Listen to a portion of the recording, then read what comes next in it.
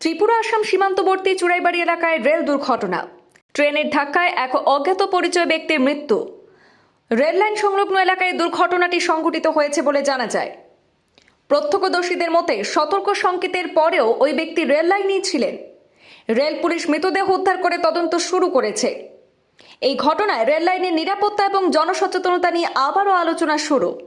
উত্তর ত্রিপুরা জেলার আসাম ত্রিপুরা সীমান্তবর্তী চুড়াইবাড়ি রেলওয়ে স্টেশন সংলগ্ন বুদ্ধপাড়া এলাকায় মঙ্গলবার দুপুরে রেল দুর্ঘটনায় এক অজ্ঞাত পরিচয় ব্যক্তির মৃত্যু হয়েছে। ঘটনা ঘিরে এলাকায় শোক এবং চাঞ্চল্যের সৃষ্টি হয়। প্রত্যক্ষদর্শীদের মতে জানা যায় যে শিলচর আগরতলাগামী একটি স্পেশাল যাত্রীবাহী ট্রেন আজ দুপুরে চুড়াইবাড়ি রেল স্টেশন ছেড়ে আগরতলার উদ্দেশ্যে রওনা দেয়। ট্রেনটি স্টেশনের আউট সিগন্যাল সংলগ্ন বুদ্ধপাড়া এলাকা অতিক্রম করার সময় রেল লাইনের উপর দিয়ে এক ব্যক্তি হাঁটছিলেন। একাধিকবার হর্ন বাজিয়ে সতর্ক করার চেষ্টা করলেও ওই ব্যক্তি লাইনের উপরেই থেমে যান, আর এর ফলে দুর্ঘটনাটি ঘটে বলে প্রত্যক্ষদর্শীরা দাবি করেছেন। ঘটনার খবর পেয়ে স্থানীয় বাসিন্দারা দ্রুত ঘটনাস্থলে ছুটে আসেন। সঙ্গে সঙ্গে চুড়াইবাড়ি রেল স্টেশন কর্তৃপক্ষ এবং প্রেমতলা দমকল অফিসেও খবর দেওয়া হয়। পরে রেলওয়ে সুরক্ষা বাহিনী আরপিএফ এবং দমকল কর্মীরা ঘটনাস্থলে পৌঁছে ধর্মনগর রেল পুলিশকে অবহিত করলে স্থানীয় পুলিশের সহযোগিতায় রেল পুলিশ মৃতদেহ উদ্ধার করে ধর্মনগর জেলা হাসপাতালে মর্গে পাঠান।